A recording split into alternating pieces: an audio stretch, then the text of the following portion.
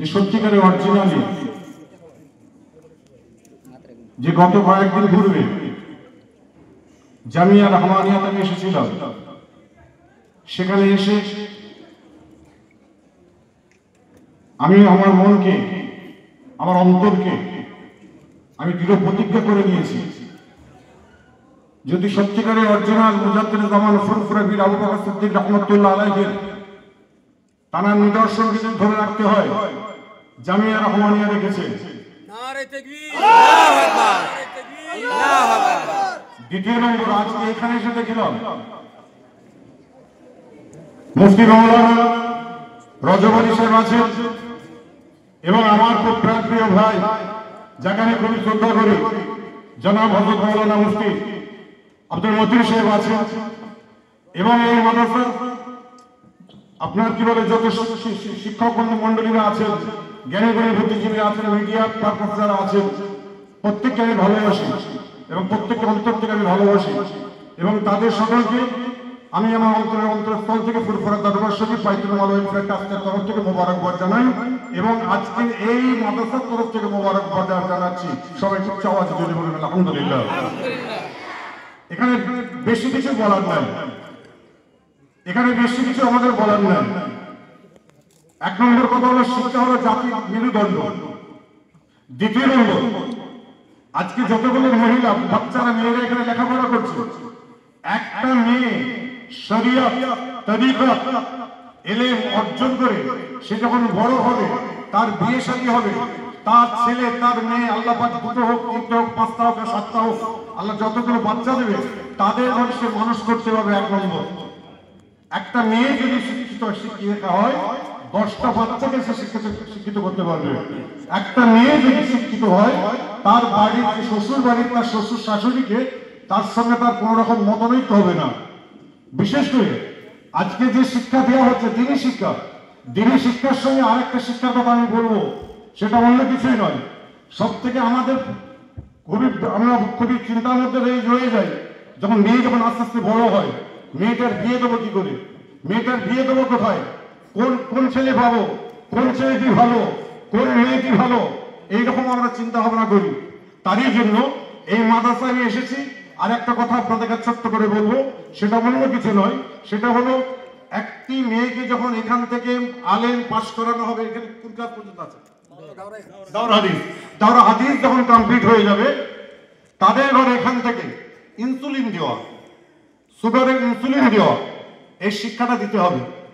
দ্বিতীয় নম্বর, প্রেশার দেখা, যেগুলো প্রেশার যেন সঙ্গে সঙ্গে দেখতে পারে, ইনসুলিন দেওয়া, ইনজেকশন দেওয়া, এই কাজগুলো অবশ্যই তাকে শিখতে হবে। ফার্স্ট এড বক্স যেটাকে বলা হয়, এই শিক্ষা যদি থাকে, এবং বিশেষ করে আব্দুল মতিন সাহেব ভাইজানকে আমি বলবো, রজব আলী ভাইজানকে বলবো, বিশেষ করে এই মেয়েরা শ্বশুর বাড়িতে গিয়ে শাশুড়ির সঙ্গে না যেন ঝগড়া করে,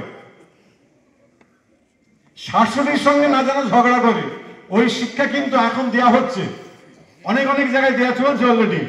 ওই শিক্ষা দিয়ে, এবং যে সকল আমার বোনেরা এখানে বসে আছো, আমি তোমাদের দৃষ্টি আকর্ষণ করছি, উস্তাদরা যদি এই শিক্ষা যদি না দেয়, তখন উস্তাদদের বেলা তোমরা নিজে বলবে যে হুজুর আমরা তো পরের বাড়ি চলে যাব, এখানে থাকলাম, লেখাপড়া করলাম, বড় হলাম, দাওরা হাদিস পর্যন্ত পড়ার পর তোমরা এবার চলে যাও শ্বশুর বাড়ি, বিয়ে শাদী হয়ে যাবে, সেখানে গিয়ে থাকবে কি করে? এখানে থেকেছ মায়ের মহব্বত পাও নয়, বাপের ভালোবাসা পাও নয়, উস্তাদের শিক্ষিকাদের ভালোবাসা পেয়েছো, তাদের শিক্ষা নিয়েছো, সেখানে যাওয়ার পরে কি করে থাকবে? সেই শিক্ষাটা দেওয়ার জন্য আমি ভাইদের অনুরোধ করে দিয়ে যাব। এবং বিশেষ করে আজকে জাতির মেরুদণ্ড নয়, জাতিকে যদি সত্যি করে যদি ধরতে হয়, আমি এখানে থেকেই বুঝতে পারছি, অনেকে অনেক রকম প্রশ্ন করতে পারেন, আজকে আমাকে অনেকে টোন মারতে পারেন, বাপের বেটা যদি হও, একবার চামড়া চোখে দেখে যাও এরা কি করতে চাইছে। শুধুমাত্র ফুরফুরা শরীফের নাম ভেঙে খাওয়াটার নাম ইসলাম নয়। ফুরফুরা শরীফ কাজ কর, মুজাদ্দিদ জামান পীর আবু বকর সিদ্দিকের নামটা বলে ভেঙে খাওয়ার নাম ইসলাম নয়। মুজাদ্দিদ জামান দাদা হুজুর কেবলা রাহমাতুল্লাহ আলাইহি, তিনি এখান থেকে লেখাপড়া করে তিনি মদিনা শরীফে কেন গিয়েছিলেন, কেন লেখার পড়াশ কেন করলেন, কেন শিক্ষা অর্জন করলেন? তার দরকার ছিল না। সুফি ফতেহ আলী ওয়াইসি রহমাতুল্লাহ আলাইহির দরবারে গিয়ে 20 বছর কাটিয়ে তার দরবারে খেদমত করার। তিনি সিদ্দিকী ছিলেন, তিনি লাকাব ছিল সিদ্দিকী, তিনি মক্কার মানুষ, তিনি মদিনার মানুষ। তাদের কিছুই দরকার ছিল না। এলিমের জন্য তাদেরকে কি কষ্ট করেছে, কি মেহনত করেছে। আর কিছু চ্যাংরা ফচকে আছে, এরা শুধুমাত্র পথ সমালোচনা করার জন্য রাত দিন মানুষের পিছনে লেগে আছে। আমি সম্ভব করে দিলাম, এরা নির্লজ্জ, ইসলামকে ধ্বংস করার জন্য এরা আছে। আজকে আমরা আপনার কি বলে কেন্দ্র সরকারকে নিয়ে আমরা ওয়াকফের বিল নিয়ে আমরা হই হই করছি, আর ভিতরে আমাদের ওয়াকফ ভিতরে ঢুকে বসে আছে। ওই ওয়াকফের যারা ওয়াকফ নিয়ে যারা বসে আছে তাদের ভিতর থেকে ওয়াকফ গুলো বার করে রেখে আজকে সেই আদর্শ, সেই ভালোবাসা, সেই মানবতা আজকে আমাদের রাখতে হবে। বিশেষ করে আজকে বলবো, যে সকল মা বোনের এখানে বসে আছো, কচি কাছে মা বোনের লেখাপড়া করছো, আম্মাজান মা খাদিজাতুল কুবরা রাদিয়াল্লাহু তাআলা আনহার নামে মাদ্রাসা চাইতো নাকি না? আম্মাজান মা খাদিজাতুল কুবরাকে আপনি অনুসরণ করো, আম্মাজান মা আয়েশাকে অনুসরণ করো, আম্মাজান মা ফাতেমাতুজ জোহরাকে অনুসরণ করো। তাহলে তোমরা আজকে একটা ভালো জায়গায় যেতে পারবে। পৃথিবী এখন অনেকটা আপডেট। আমরা যে লেখাপড়া করেছি, আমাদের সময় এইসব কিছুই ছিল না, এত মিডিয়া ছিল না, এত কিছুই ছিল না। তোমাদের সময় মিডিয়া এসেছে, সামনে আপনার কি বল কম্পিউটার এসছে, সব এসছে। সর্বদিক থেকে তোমাদের শিক্ষা অর্জন করে এই খাদিজাতুল কুবরা মাদ্রাসার নাম নয়, সারা পশ্চিম বাংলার নাম নয়, সারা পৃথিবীর বুকে যেন একটাই আওয়াজ উঠে যায়, খাদিজাতুল কুবরা বলে একটা মাদ্রাসা ছিল, সেখান থেকে এই মেয়েগুলো লেখাপড়া করে এসেছে। সে আদর্শবান হতে হবে। বিশেষ করে যারা গার্জিয়ান পক্ষ আছেন, যারা গার্জিয়ান পক্ষ মায়েরা আছেন, মেয়ে এখান থেকে যাওয়ার পরে অবশ্যই এখানে থাকলে একটা ট্রিটমেন্টের মধ্যে থাকে, ঘরে যাওয়ার পরে একটুখানি আপনার কি বলে এলোমেলো হয়, কিন্তু মায়েদের ঘরে বলো, মা তোমরা আপনাদের বাচ্চা মেয়েগুলোকে যেভাবে এখান থেকে রেজিস্ট্রেশন পাবেন, যেভাবে আলোচনা শুনে যাবেন, সেইভাবে এগুলোকে মানুষ করুন। কারণ যদি না মানুষ করতে পারেন, এর মাস্টাররা টিচাররা 50% কাজ করে দেবে, আর 50% কাজ করবে মা বাবা, বাপ করবে, মা করবে। তারই জন্য মেয়েদের বলবো, তোমাদের আল্লাহ পাক বিবেক দিয়েছে, বুদ্ধি দিয়েছে, যতটুকু পারছো শিক্ষা অর্জন করে নাও। এইরকম এত সুন্দর পরিবেশ সারা পশ্চিম বাংলায় কোন জায়গায় আছে আমার কিন্তু জানা নেই, আমার জানা নেই। এত আদর্শবান। এখন কিছু বললেই তো বলবে যে ওনারা সায়েন্সের দিকে মনে পয়সা খাইয়ে দিয়েছে। বাপের বেটা শুনে এখানে অন ক্যামেরা বলে যাচ্ছি, আমি পয়সা ঘর নই। আজ মন যদি চাই বড় সমালোচনা করতে মন চাই, তাহলে নামটা বলে আমার বাপের নামটা একটু সমালোচনা করো। তোমাকে কি করে সায়েন্সটা করতে হয় সেটা আমি সায়েন্সের দিকে আমার জানা আছে। কিছু নির্লজ্জ আছে আজকে এই তালাহাল বাদরু আলাইনা বলে আজকে এ দিচ্ছিল, এখনই আমাকে আপনাকে কমেন্ট করবে।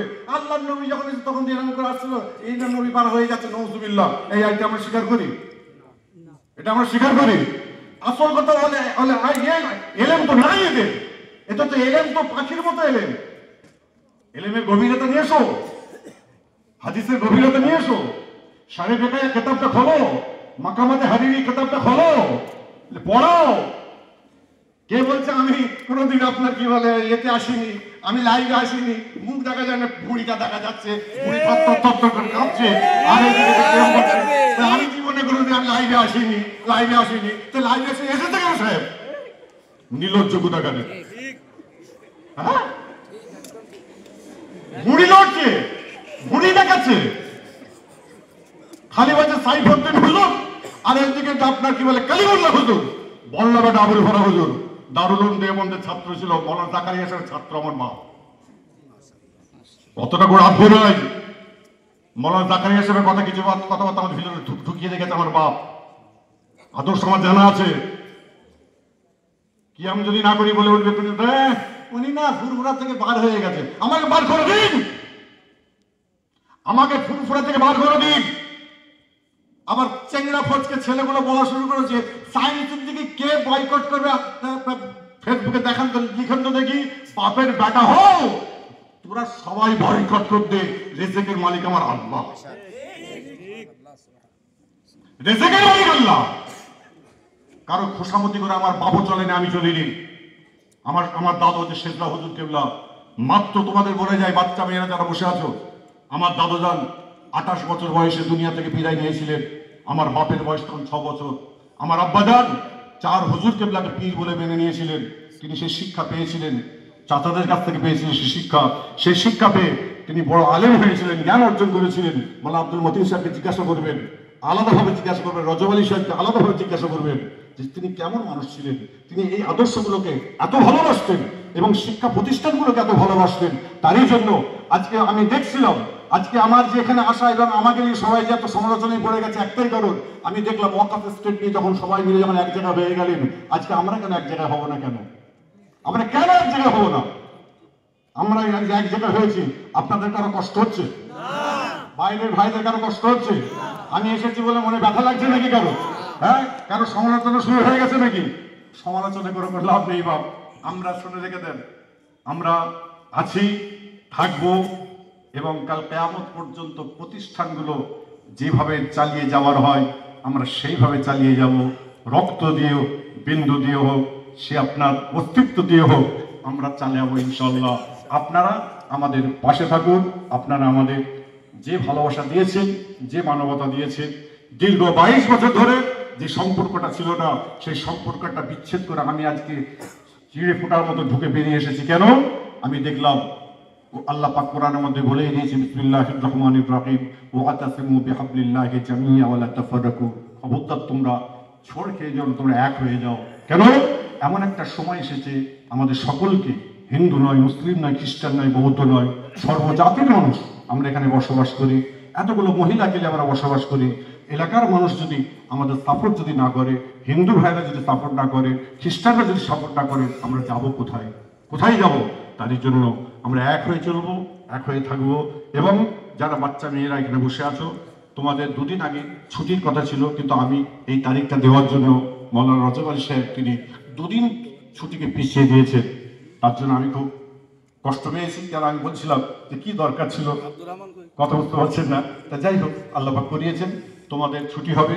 ছুটিতে গিয়ে আমাদের জন্য, আমরা এই আলেম ওলামারা যারা বসে আছেন সকলের জন্য একটু খাস করে একটু দোয়া করবে। তোমাদের দোয়া আল্লাহ কবুল করবে, এতিমদের দোয়া আল্লাহ কবুল করবেন। আল্লাহ পাক যেন আমাদের সকলকে সুস্থ রাখেন, ভালো রাখেন এবং এই মাদ্রাসা এবং এই সংগঠনকে আল্লাহ পাক আরো আগিয়ে যেন যাওয়ার তৌফিকটুকু দান করে দেয়। সবাই উচ্চ আওয়াজে জোরে বলুন আলহামদুলিল্লাহ। এই বলে আমার সংক্ষিপ্ত বক্তব্য আমি এখানে শেষ করছি। ওমা আলাইনা ইল্লা বালাগ। আসসালামু আলাইকুম।